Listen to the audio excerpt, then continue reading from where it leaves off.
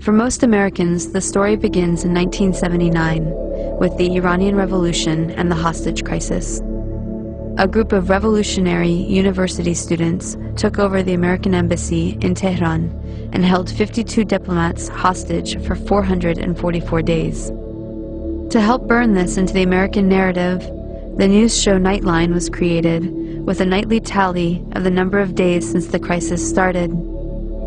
But to really understand, we have to go back to 1953, which is where the story begins for most Iranians. This was the year that the US overthrew Iran's democracy and installed the Shah, a pro-US dictator. In 1951, Dr. Mohammad Mossadegh was the first elected official who was appointed as Prime Minister of Iran by popular demand. He saw that the wealth needed to build Iran was leaving the country because over the past 50 years, its vast oil reserves were under British control at the hands of the Anglo-Iranian Oil Company, later to become BP, or British Petroleum. So Mossadegh became hugely popular for nationalizing the oil industry and taking back the oil. Hugely popular at home, but quite unpopular with the British government. Britain took Iran to the World Court over the matter and lost. They tried to hit Iran's economy by blockading the Gulf and halting trade. They tried to convince the US to assist with regime change, but then President Truman was not interested. However, when US President Eisenhower took office in 1953, Britain was able to persuade him under the Cold War pretext that Mossadegh relied on Iran's Communist Party for power. The newly formed CIA was sent to engineer a coup, codenamed Operation Ajax. Iran's monarch, the Shah, returned to power. He had previously been weakened by the new parliament, a short democratic experiment designed to limit his powers. After 1953, he returned fully backed by UK and US power, and the oil was soon flowing under control of Britain, America, the Netherlands, and France. The Shah became increasingly arrogant, opulent, and autocratic over his 25-year rule. He instilled fear in the population with a secret police known as Savak, created by the American CIA and Israeli Mossad, that tortured and imprisoned those who dared to dissent. He crushed all political opposition. Troops were sent to massacre demonstrators. He pushed a white revolution to modernize and westernize the country, giving women the right to vote and other reforms. But ultimately, he served the elites and created a huge economic gap for the poor masses. Powerful religious leaders saw that he was forcibly trying to rid Iran of Islam in a country that was 90% Muslim. One of the Shah's leading critics, Ayatollah Ruhollah Khomeini, was arrested and imprisoned for 18 months. After his release in 1964, Khomeini was sent into exile for 14 years. From abroad, he continued his anti-US, anti-Shah campaign through sermons on cassette tapes that made their way back into Iran and circulated as people copied and shared them. By the end of the 1970s, things had gotten so bad that major protests and the violence that followed were becoming a regular occurrence. The Shah declared martial law and banned demonstrations. This resulted in a huge protest and a general strike that shut down the economy.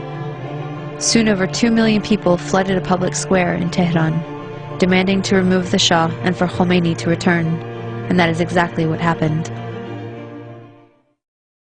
One important thing to note is that the CIA orchestrated the 1953 coup out of the very same American embassy in Tehran that was later the site of the hostage crisis, right after the Shah was overthrown by popular revolution in 1979. The students were convinced that once again, the US had plans to overthrow their revolution. In fact, US President Carter did send a NATO general to instigate a military coup, but it failed. Iran and the US had an extradition treaty in force that obligated the Carter administration to return the Shah to Iran as an indicted criminal. The students had 4 demands. Return the Shah to Iran for trial.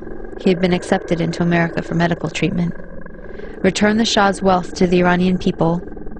A promise from the US not to interfere in Iran's affairs in the future. And an apology and admission of guilt by the US for its past actions in Iran. The apology never came, but 20 years later, Secretary of State Madeleine Albright did acknowledge the U.S. role in Mossadegh's overthrow. So Khomeini took power in 1979 and instituted a government under Islamic law. Within a year of the revolution, Saddam Hussein invaded Iran without provocation, seeking control of Iran's oil-rich Khuzestan region and key oil shipping waterways. The resulting Iran-Iraq War from 1980 to 1988 was the longest and one of the most devastating conventional wars of the century. At least 500,000 Iranians were killed. This war further cemented resentment of the U.S. government, as they were playing both sides. On one hand, they were supporting Iraq, providing money, technology, and intelligence, including satellite photography, to help Iraqi bombing raids. The U.S. helped provide Saddam Hussein with weapons by giving him agricultural credits and pressuring Gulf states to give him billions in loans so he could buy weapons from Western Europe, China, and Russia. The U.S. Department of Commerce issued licenses to export materials for Iraq's weapons of mass destruction program.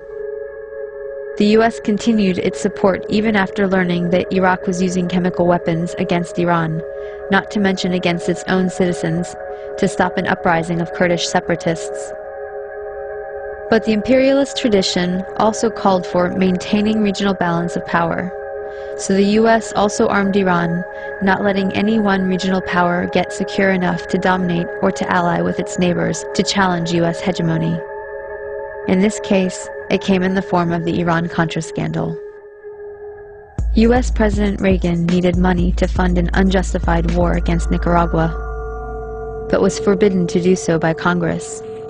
So U.S. arms were illegally sold to Iran through Israel and South Africa, and the proceeds went to the Nicaraguan Contras. This allowed Reagan to get around Congress to support a campaign of kidnap, rape, torture, and murder for which the U.S. was convicted by the World Court for unlawful use of force. In other words, state-sponsored international terrorism. The ruling was ignored. Khomeini died in 1989, shortly after the war ended. He promised democracy, but essentially had become the next dictator. Although he improved literacy and much-needed health care for the masses, he also imposed censorship, violently crushed political dissent, and attacked women's rights. Instead of the Savak, the people now had the Revolutionary Guard to fear. Since then, Iran has been an oppressive theocracy. Khomeini was replaced by Khamenei, who remains supreme leader to this day. As a test of fairness, we might imagine that Iran invaded and occupied Canada and Mexico, and had aircraft carriers sitting in the Caribbean. Imagine then if Iran had the power to label the U.S. the axis of evil and cut us off from the rest of the world, and then threatened to attack us if we didn't stop generating nuclear power. What if Iran had overthrown the U.S. government 50 years ago and installed a dictator friendly to Iranian interests, who kept it in power for 25 years? At that point, imagine that Christian fundamentalists, who currently represent about a third of the U.S., took power and began ruling under church law, followed by an unprovoked invasion by Canada, supported by Iran and ignored by the UN, in which it nearly destroyed the U.S. Would it be possible to imagine Iran as liberators? Would Iran be justified in attacking if the U.S. government helped Christian fundamentalists in Canada to take up resistance? Would it be justified to hate and fear all Christians because of the ones that took and abused power in this context? This is not about good guys and bad guys. Both the American and Iranian governments are working against the interests of the people. But the deadly game of chicken was begun by the U.S., and the U.S. has the power to end it. We should look at our current policies and actions against Iran, look at some better options, and figure out a way to change the minds of the people running our government and prevent another criminal enterprise that will cost many more lives.